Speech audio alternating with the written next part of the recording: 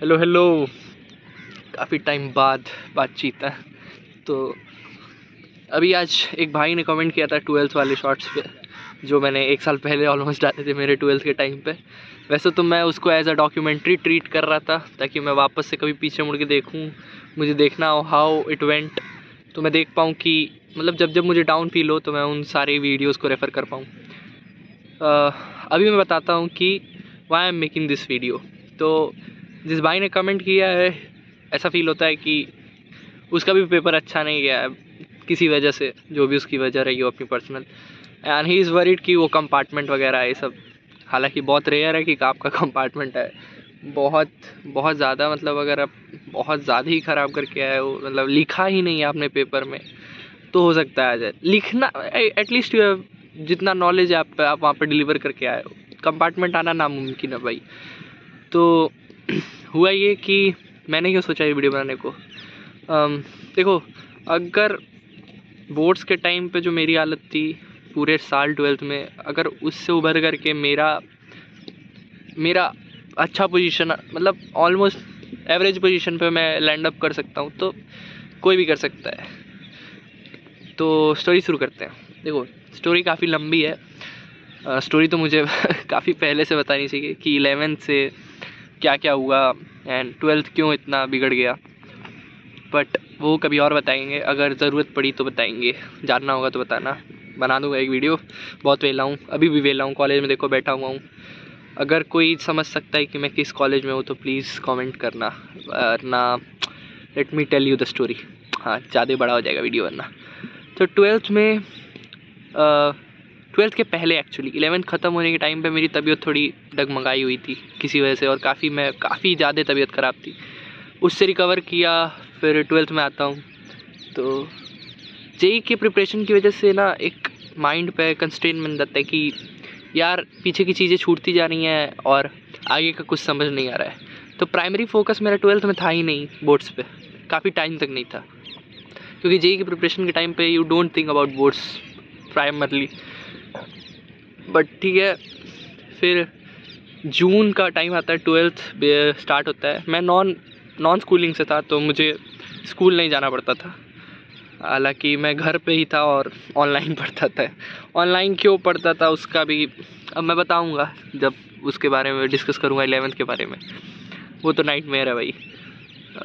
तो जून जुलाई का वक्त मेरे लाइफ में कुछ ऐसा होता है जिसकी वजह से मैं काफ़ी डिप्रेशन में चला जाता हूँ। मेरे हिसाब से मैं डिप्रेस था उस टाइम पे। डिप्रेशन का क्या मीनिंग होता है क्या नहीं, I don't really know and I don't really care. मेरे हिसाब से जून जुलाई अगस्त और सितंबर के एंड तक आते आते इट वाज 4 महीने ऑलमोस्ट। जून के एंड से लेके सितंबर के एंड तक 3 महीने, मान लो 3 महीने तक मेरी लाइफ एकदम ऐसे थी, ऐसे एकदम ऐसे हो गई थी, ना ऊपर जा रही थी ना नीचे जा रही थी। नीचे भी नहीं बोलूँगा, क्योंकि कुछ आदमी जब सोच पाता है कि वो अपने जीवन में क्या कर रहा है, तब वो मानता है कि हाँ यार ख़राब जा रहा है। पर नीचे ही समझ लो, क्योंकि जेई प्रिपरेशन तो छूट ही चुकी थी उसकी वजह से, और जेई तो ख़त्म ही हो गया था भाई उस टाइम पे। लकीली मेरे पास ऐसा है कि I have some good friends of mine. Friends क्या, भाई हैं। उनकी वजह से जब भी मुझे कोई भी दिक्कत होता है यार, तो मैं पहुंच जाता हूँ। तो मेरा एक काफ़ी पुराना दोस्त है, भाई है, जो मतलब मेरे लिए एज क्या बोल सकते हैं उसको, थेरेपिस्ट काम करता है। तो सितंबर एंड हुआ एंड ऐसे ही मैं भी कोई रैंडम वीडियो ही देख रहा था यूट्यूब पे, तब मुझे एक वीडियो दिखी टेड टॉक पे अनुभव सिंह बस्सी की। एंड यार वो वीडियो का लिंक मैं डालूँगा डिस्क्रिप्शन में, प्लीज़ उसको देखना एक बार प्लीज़। कुछ समझ आए, हंसी आए, जो आए, फॉर श्योर एक ना एक आदमी को तो ज़रूर वो हेल्प करेगी भाई। जो उसमें लाइंस है ना भाई कि ज़िंदगी में कितना भी कुछ भी गलत हो रहा हो, you just need to pass it on. मतलब सारे साल अच्छे नहीं जाएंगे जीवन के, कुछ कुछ आपको बस काटना पड़ेगा। तो वो काफ़ी हेल्पफुल रहा मेरे लिए। वो मेरा एकदम से मैं बोलूँगा वो ब्रेक थ्रू था मेरे लिए वहाँ पर, कि मुझे अब ये सब, मुझे वहाँ से निकलने के लिए क्या मुझे सोचना चाहिए, क्या करना चाहिए, वो मैं सब सोचने लगा। And it was quite tough, क्योंकि मैं अकेले था उस टाइम पे। पेरेंट्स को नहीं पता चलता था, क्योंकि मैं शो अप नहीं करता था उनके सामने, और कर नहीं पाता था क्योंकि मैं थर्ड फ्लोर पे रहता था और वो ग्राउंड फ्लोर पे। थर्ड फ्लोर पे मैं अकेले अपना पढ़ता लिखता रहता था। अब आता है तुम्हारा अक्टूबर का महीना। अक्टूबर के महीने में मैंने क्या किया, मैंने डिसाइड किया कि आई एम क्विटिंग ऑन, नहीं पहले मैं अपने दोस्त के पास मिलने गया जिसकी बारे में बात कर रहा था, रजत के बारे में। सहारा, जहाँ पर मैंने अपना स्कूलिंग ज़्यादातर किया है, 10th तक किया है, 10 साल 12 साल वहाँ पढ़ा हूँ। मैं वापस गया उसके पास और उसके पास जाने के बाद सब कुछ नॉर्मल सा हो जाता है फिर, क्योंकि हम सोचते नहीं उतना कि क्या चल रहा है क्या नहीं। हमारी खुद की अपनी बातें और वो सारी चीज़ें बहुत नॉर्मलाइज फील कराती हैं। सबको एज एक न एक आदमी सबके पास होना चाहिए भाई। मैं सोचता हूँ ऐसा, निकलने के लिए ऐसी चीज़ों से। और आपके पास अगर नहीं है तो टॉक टू योर पेरेंट्स, करना पड़ेगा। कोई ना कोई ऐसा ढूंढो जिससे तुम एक्सप्रेस कर पाओ, क्योंकि एक्सप्रेस करना बहुत ज़्यादा इम्पॉर्टेंट है। तो मैं गया और मैंने उसको सारी चीज़ें बताई ये, और फिर मुझे मालूम पड़ा कि यार ये सब जो है ना, कि अब मुझे मेंटली अपनी तरफ से जो मैं रिटार्डेड फील कर रहा हूँ, मुझे क्विट ऑन करना पड़ेगा उन सारी चीज़ों पे, कि अब कुछ भी हो, अब जो हो आई डोंट केयर वाली फीलिंग लानी पड़ी। तो मैंने वहाँ से डिसाइड किया अक्टूबर में कि ओके, मुझे फ़ील हो रहा है कि यार या तो मेरा तो यही होने नहीं वाला है। क्यों नहीं होने वाला है? क्योंकि बहुत ख़तरनाक वाला बैकलॉग था। 11th की चीज़ें छूटी हुई थी, 12th तो पूरा ही ख़त्म था, कुछ शुरू ही नहीं हुआ था अच्छे से। तब मैंने डिसाइड किया कि okay, I am quitting on JEE, I am giving my 100% to boards. हालांकि ये कहने के लिए था बोर्ड्स की तैयारी अक्टूबर के स्टार्ट में शुरू करने वाला था, फिर पता नहीं क्यों दिमाग चमका कि यार अभी टाइम है, अक्टूबर नवंबर दिसंबर जनवरी में पहला अटेम्प्ट है, 3 महीने हैं अभी भी, लाओ कुछ करते हैं, ट्राई करते हैं, इतने पैसे इन्वेस्ट किए हैं घर वालों के, लाओ देखते हैं। तो मैंने उस टाइम पे एक अच्छा काम किया कि मैंने मैथ्स के लिए कोचिंग जाना शुरू कर दिया अक्टूबर के एंड से। मेरे सर थे पुराने जिन्होंने मुझे 10th में भी पढ़ा रखा था, और लाइक भाई हम लोग के लिए तो मेरे लिए तो एस्केप जोन था, मेरे लिए बहाना था कि मैं अपने दोस्त से रोज़ रोज़ मिल पाऊँ, क्योंकि वो दूर रहता था मेरे घर से। तो मैं उनके पास जाके पढ़ने लगा, उसी बहाने मैं अपना मैथ्स पढ़ भी लेता था उनसे, और थोड़ा मैं जिस चीज़ की वजह से डिप्रेस था उससे मैं डाइवर्ट होते जा रहा था। तो आपको एक पॉइंट मुझे ढूंढना ही पड़ा जिसकी वजह से मैं थोड़ा, मतलब कहते हैं ना, एस्केप कर पाऊँ उस चीज़ को मैं सोचूं कम। मेरा दिन बिज़ी रहने लगा और लाइक फाइनली मैं उस चीज़ से मतलब निकलने लगा। गलती मेरी ही थी उसमें जो भी था वो सीन, पर उस पर मैं डिस्कशन नहीं करना चाहूँगा। और फिर हुआ क्या, अक्टूबर बीता, तुम्हारा स्टार्टिंग के 1-2 चैप्टर पढ़े, रिलेशन फंक्शन वगैरह जैसे तैसे, मैट्रिक्स वगैरह ये सब। और फिर नवंबर भी ऐसे बीता, नवंबर ठीक गया। और जेई के चक्कर में मैंने physics chemistry English physical education में मेरे बाकी सब्जेक्ट पे कुछ हाथ नहीं लगाया। जो जेई का पढ़ रहा था वो पढ़ता था, फिर और थोड़ा बुरा लगता था कि मतलब पूरा ही ख़त्म कर दिया हूँ मैं अपना ये। फिर ड्रॉप का सोचने लगता था एंड ऑल, क्योंकि जेई वॉज इम्पॉर्टेंट, और उसका नहीं निकलने के बाद क्या करना है मुझे कुछ मालूम नहीं था कि अगर वो नहीं निकलेगा तो क्या करूँगा। तो मैं ड्रॉप ही का सोचता था, हालांकि मैंने ड्रॉप नहीं लिया है, अभी मैं कॉलेज में बैठा हुआ हूँ। तो फिर मैं ऐसे दिसंबर बीता, जनवरी में मैंने पहला अटेम्प्ट दिया, नहीं हुआ, और इतना घटिया पेपर गया, इतना ख़राब पेपर गया।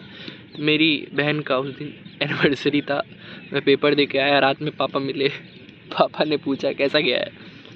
अब भाई मैं पढ़ रहा ही नहीं हूँ जिस चीज़ के लिए पूरे मन से, ना ही मेरा कुछ तैयार है, क्या ही बोलूँ मैंने हंस करके बोल दिया यार पापा कैसा जाएगा, खराब ही जाना था।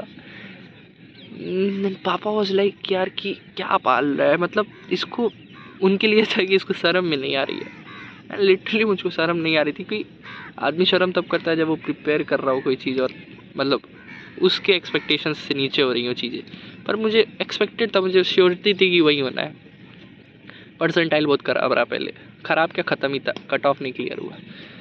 फिर आता है तुम्हारा बोर्ड्स। अब मेन पार्ट है बोर्ड्स के टाइम पे।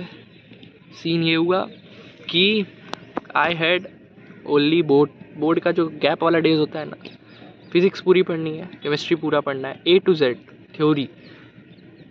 क्यों जेई की प्रिपरेशन करते टाइम पढ़ तो रहा था लेकिन सब भूल जा रहा था, और जो मैं पढ़ रहा था जेई के लिए वो बिल्कुल अलग था यार, बिल्कुल अलग। क्योंकि थ्योरी तुमको इतनी कवर करनी है ना बोर्ड्स के लिए, ये नीट नहीं है। जेई वाला में तो अलग ही है, उसमें सिर्फ न्यूमेरिकल्स है कि तुमको जो थ्योरी पार्ट है ना वो अगर अच्छे से कवर करना है तो तुमको एनसीईआरटी हो करके गुजरना पड़ेगा भाई।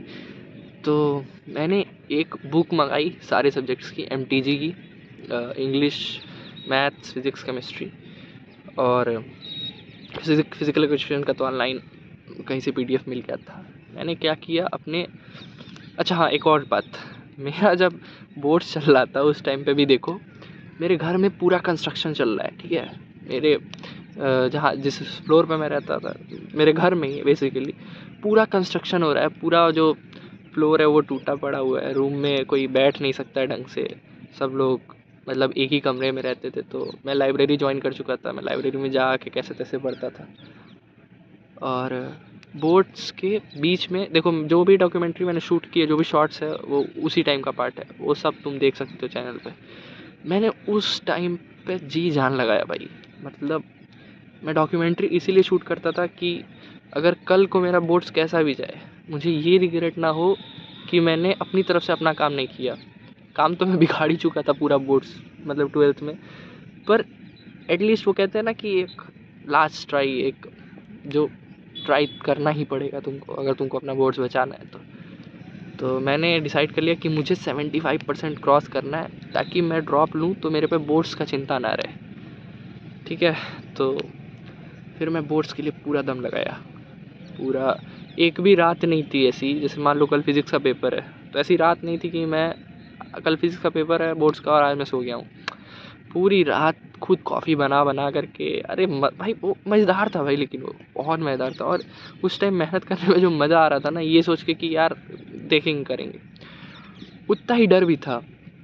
इंग्लिश का पेपर में मैं लिटरल अपने मम्मी की कसम खा के कह रहा हूँ, मैं ICSE बोर्ड का था 10th तक, लेकिन जब मैं CBSE का पेपर देने गया मैं लिखा बहुत अच्छे से, मैंने पूरा अच्छे से पढ़ के गया था। शिप्रा नाम की मैम है यूट्यूब पे, उनका देख सकते हो, मैंने उनसे पढ़ा था।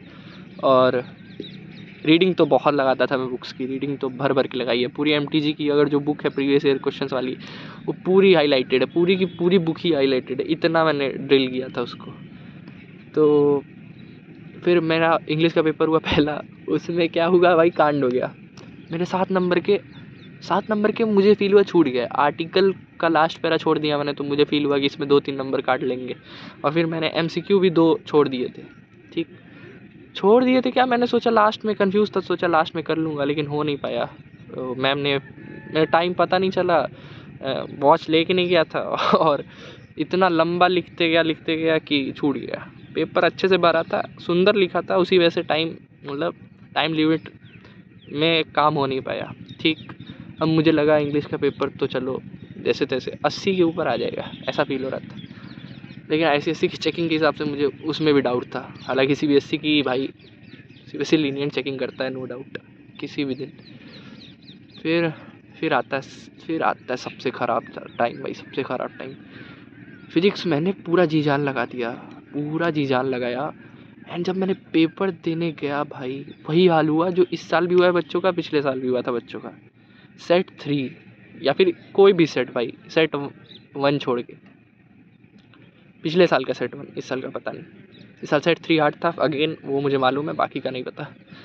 Set 3 and it was ridiculous भाई। पेपर तुम देख रहे हो, तुमको कुछ प्रीवियस ईयर क्वेश्चन दिख नहीं रहा है, तुमको कुछ समझ ही नहीं आ रहा है कि वो कह रहा है करना क्या है, तुमको पेपर में कुछ नहीं समझ आ रहा है। लिटरली मुझे कुछ नहीं समझ आ रहा है कि मैं लिखना क्या है। मैं बस क्या किया, पूरे पेपर में 22 पन्ने लिखे थे मैंने उस पेपर में भी। मैंने क्या किया, जो हर क्वेश्चन में कीवर्ड था, जैसे मैग्नेटिज्म का कोई क्वेश्चन पूछ लिया, अगर मैग्नेटिज्म का लाइक फेरोमैग्नेटिक पूछ लिया किसी क्वेश्चन में, तो मैं फेरोमैग्नेटिक के बारे में जितना कुछ जानता हूँ, जो कुछ जानता हूँ उसमें भर के आ जाता था सब कुछ। और मैं ऐसे लिखते गया, मैं 22 पन्ने लिख दिया हूँ मैं गिन के आया था कि अगर मान लो हर पन्ने में अगर वो लोग 1-2 नंबर भी देंगे तो मेरा हो सकता है मुझे पासिंग नंबर मिल जाए। पर इतना ख़राब गया था कि कुछ मैच ही नहीं हो रहा था ना भाई, कि क्वेश्चन क्या पूछा है मैंने, आंसर क्या लिखा है। तो मेरा एकदम होप ख़त्म था कि यार फेल होने वाला हूँ।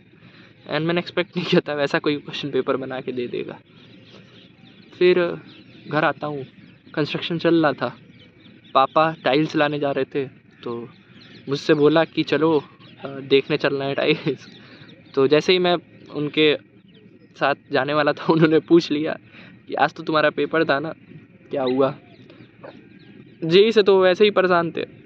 मैंने बोल दिया पापा बोर्ड्स भी लग रहा है वापस देना पड़ेगा। एंड इस बार ना जेई के टाइम पे काफ़ी शॉक थे कि यार क्या बोल रहा है। इस बार वो शॉक नहीं थे, इस बार ऐसा लग रहा था ना कि वो एक्सेप्ट कर चुके हैं कि इसका कुछ नहीं होगा। एंड वो काफ़ी, मैं तो रिएक्ट ही नहीं कर पा रहा था भाई वो कैसे सोच रहे हैं। उन्होंने ना ऐसे रिएक्ट ही नहीं किया कि यार क्या क्या पढ़ रहे हो, क्या कर रहे हो, ये नहीं, कुछ नहीं। वो एकदम शांत कि ठीक है चलो अब अगले पेपर पे ध्यान दो, देखेंगे बोर्ड्स के बाद देखेंगे क्या करना है। मैं जितना जानता हूँ वो इसलिए नहीं रिएक्ट कर रहे थे क्योंकि उनका, मेरे ख्याल से उनका बोर्ड्स के बाद कोई प्लान नहीं था मुझे कहीं बाहर भेजने का, पढ़ने का। वो कुछ मतलब करवा देते बिजनेस वगैरह सिटी में ही, वही उनका प्लान था। मेरा प्लान नहीं था वैसा कुछ, और ना ही मैं कभी मतलब अभी नहीं कोई बिजनेस का कुछ सोचता हूँ। हालांकि वो मेरी थिंकिंग है जो कि क्या पता सही ना हो, पर मैं नहीं कुछ सोचता हूँ अभी उसके बारे में। फिर फिज़िक्स का ख़त्म हुआ, मैंने पूरा ही माइंड डाइवर्ट कर दिया। मैंने कहा ठीक है कंपार्टमेंट देना होगा, कंपार्टमेंट देंगे, देखा जाएगा। मैं फिर मैथ्स के लिए पूरा जी जान लगाया। अब सारी वीडियो सारी शॉर्ट्स पड़ी गई हैं, सब एक एक पेपर के पहले की। मैथ्स मैंने मैथ्स की कोचिंग भी कर रखी थी भाई। पता नहीं क्यों मैं पेपर देने गया। इवन जो छुट्टियां मिली हुई थी, गैप डेज थे एग्ज़ाम के पहले, उसमें भी मैंने 2 दिन कम से कम सिर्फ इंटीग्रेशन डिफरेंशिएशन, मुझसे इंटीग्रेशन का क्वेश्चन ही नहीं बना भाई एग्ज़ाम में। स्टेप मार्किंग के जो नंबर मिले होंगे कुछ एक रद्दी का मेरा पेपर ढंग का नहीं गया निकला। ये तो लग रहा था कि स्टेप मार्किंग की वजह से पास हो जाऊंगा, पर वही था कि परसेंटेज तो गई, 75% नहीं बन रहा है अब। 2 पेपर ख़राब हो चुके हैं, इंग्लिश में भी 90 पार नहीं हो रहा है, जिसकी वजह से मेंटेन होना चाहिए वो सब्जेक्ट में ही कम नंबर आ रहा है। तो होप्स ख़त्म थी, बोर्ड्स वापस देना है, 75% क्रॉस नहीं होगा ये समझ गया था। केमिस्ट्री तो पेपर देते टाइम ना MTG पूरा चाटा, पेपर दिया। केमिस्ट्री वॉज भाई सेवियर। केमिस्ट्री समझ गया था मैं देख करके, केमिस्ट्री की वजह से जो जितना बहुत थोड़ा बहुत बचेगा लाज वो बचेगा। फिज़िकल एजुकेशन दिया, फिज़िकल एजुकेशन जितना लिखोगे उतना पाओगे, ऐसा वाला सीन है। स्टेट फैक्ट्स लिखने होते हैं, उसमें कोई दिक्कत नहीं आया। रिज़ल्ट टाइम पे एज़ कैलकुलेटेड मेरे हिसाब से 65% से 70% आना चाहिए था अगर मैं पास होता हूँ सारे सब्जेक्ट्स में, फिज़िक्स छोड़ के। फिज़िक्स से तो मैंने उम्मीद खो दी थी कि मैं पास हूँगा। मैं मान चुका था कंपार्टमेंट आ जाएगा 7-8 नंबर की वजह से या 10 नंबर की वजह से, जो भी हो। पर देखो रिज़ल्ट आता है, एंड मेरा 10th में 12th से काफ़ी ज़्यादा 10% ज़्यादा रिज़ल्ट बना है। पर मैं 12th में इतना ज़्यादा खुश था। मैं रिज़ल्ट खोलता हूँ भाई, शुरू कहाँ से करूँ समझ नहीं आ रहा है। चलो शुरू करते हैं इजी सब्जेक्ट के साथ। फिज़िकल एजुकेशन में 90 नंबर बन गए थे, ठीक है। केमिस्ट्री मेरा अच्छा गया था, हालांकि अच्छा जाने के बाद भी ठीक है अच्छा गया था, मेरे हिसाब से अच्छा गया था। मार्क्स भी ठीक ठाक आ गए थे, 83 नंबर उसमें भी आ गया था। अब आते हैं इंग्लिश के बारे में। मैंने स्टार्टिंग में क्या कहा था, मुझे लगता है कि मेरा 4-5 नंबर छूट गया था, 6-7 नंबर छूट गया था मेरे ख्याल से, तो मेरी चेकिंग के हिसाब से तो मेरे इंग्लिश में बनते हैं 94 नंबर, जो कि बोल रहा हूँ अब तो मेरा रिज़ल्ट थोड़ी कोई बदल देगा। बन ही नहीं सकते हैं भाई 94, हो ही नहीं सकता है। 94 मेरे तभी बनेंगे जब चेक करने वाला चेक करके डायरेक्ट पूरे में पूरे नंबर देता जाएगा। वो आधा नंबर कहीं नहीं काटेगा, वो 1/4 कहीं नहीं काटेगा, वो जितना देखा है चेक किया है पूरा नंबर देते गया है, ठीक। यही एक पॉसिबिलिटी है जिसमें मेरा 94 बन सकता है। और कोई पॉसिबिलिटी नहीं है। पर मेरे 94 बन गए। सोचो इतनी लीनियंट चेकिंग थी सीबीएसई की, अच्छी है, मुझे कोई दिक्कत नहीं, मेरा काम हो गया। फिर मैथ्स में पास हो गया, खराब गया, पेपर खराब गया था, आसान नहीं मीडियम लेवल का पेपर था, पेपर खराब गया था, लिख करके आया था, पास होने का सोच रहा था, पास हो गया। 62 नंबर बने थे, 62 या 63 याद नहीं आ रहा है उतना अच्छे से। अब आता है मेन पेपर की तरफ। मैंने बोला था फिजिक्स में मैं ना 22 पन्ना लिख के आया था। भाई साहब जितना टफ पेपर उतनी लीनियंट चेकिंग। भाई मैं कहाँ सोच रहा था कि मेरे मतलब 40 भी नहीं बनेंगे, 33 भी नहीं बनेंगे मेरे नंबर आते हैं 79। लिटरली जब 79 देखा एंड आई न्यू कि भाई 75% क्रॉस हो गया है। फिर मैं कैलकुलेटर उठाया, मतलब कैलकुलेटर क्या, डायरेक्ट कैलकुलेट किया एंड मेरे 81 पॉइंट कुछ परसेंट बन रहे थे, ऑलमोस्ट अप्रॉक्स 82%। फिर जाके भाई साहब इतना चैन का सांस लिया मैं कि एटलीस्ट एक काम हो गया है। फिर जेई का क्या वो मेरा सब हुआ कॉलेज वालेज का, वो मैं बाद में बताऊंगा। एटलीस्ट एक रिलीफ मिला कि एटलीस्ट हाँ ये पार हो गया है, यहाँ से तुम निकल चुके हो। And it was such a day भाई, मैं इतना खुश हूँ। मेरी मम्मी कह रही है कि ऐसा कुछ खास नहीं करती हो वगैरह वगैरह, but who they don't know the back story guys कि how difficult the year was. So maybe उनके लिए वो चीज़ ना हो, पर मेरे लिए वो बहुत बड़ी चीज़ थी। एंड जब वो ख़त्म हुआ, जब मैं कसम से मैं कूद रहा हूँ, मैं कह रहा हूँ भाई हो गया मेरा काम हो गया I was happy as fuck भाई। फिर मम्मी पापा को बताती हैं, पापा को जब ये मालूम पड़ा कि आई एम पास तो वो खुश थे। वो बोले कि यार ठीक है आगे का ध्यान दो। And he was happy, kind happy. पर पता नहीं उनको क्या हुआ, फिर अचानक से वो मुझको कॉल करते हैं, फिर पूछते हैं कि पीसीएम का एग्रीगेट कितना बना है, मतलब पीसीएम के एवरेज कितने बने हैं। मैंने कहा 75 बन रहा है, 75 या 76 ऐसे कुछ बन रहा था। तो वो समझ गए कि इसका कुछ नहीं होने वाला है। फिर वो अपना कुछ सोचे होंगे। मम्मी ने बोला कि छोड़ो यार इस पे नहीं जाऊँगा। फिर आगे क्या हुआ, फिर वो काफ़ी गुस्सा थे कुछ दिन तक, पता नहीं क्यों। फिर सारी चीज़ें ठीक हो गई बाद में, पर यही था। हाँ, 2 चीज़ें इससे मैं कहूँगा, 2-3 की पॉइंट्स हैं जो मतलब मैं कहूँगा। देखो करना तो है तुमको मेहनत भाई, चाहे आज करो चाहे कल करो। और ये बस मैं एज अ नॉर्मल गाई बता रहा हूँ। आई डोंट नो कि बड़े लोग क्या कहते हैं, छोटे लोग दुनियादारी क्या कहती है, भाड़ में जाए। आज नहीं तो कल तुमको मेहनत करना है। या तो तुम मेंटल मेहनत कर लो, मतलब मेंटल मेहनत इन द सेंस कि तुम बुद्धि से काम कर लो अपना, तुमको क्या समझ आ रहा है, क्या करना है तुमको जीवन में, ये देख लो। वरना जीवन तुमसे खुद काम करवाएगा, तुम ना चाहते हो तुमको काम करना पड़ेगा। ठीक है, जितना जल्दी अपने पे फोकस करोगे उतना जल्दी अपने हिसाब से अपनी ज़िंदगी को मतलब आगे ले जाओगे। वरना ज़िंदगी तुमको आगे ले जाएगी और वो काम करवाएगी भाई तुमसे, कुत्तों की तरह काम करवाएगी। दूसरा, अगर आज तुमको फील हो रहा है कि ओ भाई, तुमको आज अगर फील हो रहा है कि भाई लाइफ इज़ नॉट गेटिंग, अरे बेंच इतने कुत्ते कहाँ से आ गए, क्या ठीक है छोड़ो। अगर तुमको आज फील हो रहा है कि लाइफ इज़ फकिंग हार्ड और कुछ नहीं हो रहा, मत फोकस करो, you just do your part. अपने पार्ट पे ध्यान रखो, रिजल्ट का छोड़ दो। और अगर डाउन फील कर रहे हो तो प्लीज़ जो अनुभव सिंह बस्सी का जो वीडियो नीचे दिया हूँ वो देख लेना। बाकी nothing matters at the end of the day, जब तक तुम अपने आप से सेटिस्फाइड हो। तो खुद से सेटिस्फाइड फील करने के लिए तुम अपनी प्रोडक्टिविटी पे काम करो, जो तुम्हें ठीक लग रहा है करो। आज अगर कल को अगर मान लो भगवान ना करे थू नज़र थोड़ी लग रही है, क्या कुछ भी करता रहता हूँ। मेरे कहने का मतलब है, कल को अगर तुम बाई केस, जो कि नहीं हो रहा है भाई, मेरा एक दोस्त 15 मिनट पढ़ता था कार में और उसके 63% आया, मजाक सेट के, सिर्फ 15 मिनट पढ़ता था। 15 मिनट कार में जो हम पढ़ा देते थे, जो हम बता देते थे करता था, उसकी खुद की थोड़ी बहुत बुद्धि थी, पास हो गया था। कल को अगर तुम फेल भी हो जाते हो, जो कि नहीं होगे तुम, पक्का नहीं होगे, लेकिन अगर हो जाते हो तो भी कोई बात नहीं भाई, कंपार्टमेंट देना। लाइफ नहीं एंड होगी, ठीक है, ये समझो। और बाकी लोग क्या सोचते हैं, घर वाले क्या सोचते हैं, सोचना बंद कर दो, क्योंकि जब तक ये नहीं बंद करोगे तब तक तुम अपने ऊपर नहीं फोकस कर पाओगे। दूसरे के हिसाब से अपनी ज़िंदगी को डाइवर्ट मत करो, अपने सोचो कि तुमको क्या करना है, तुमको क्या लेन फॉलो करना है।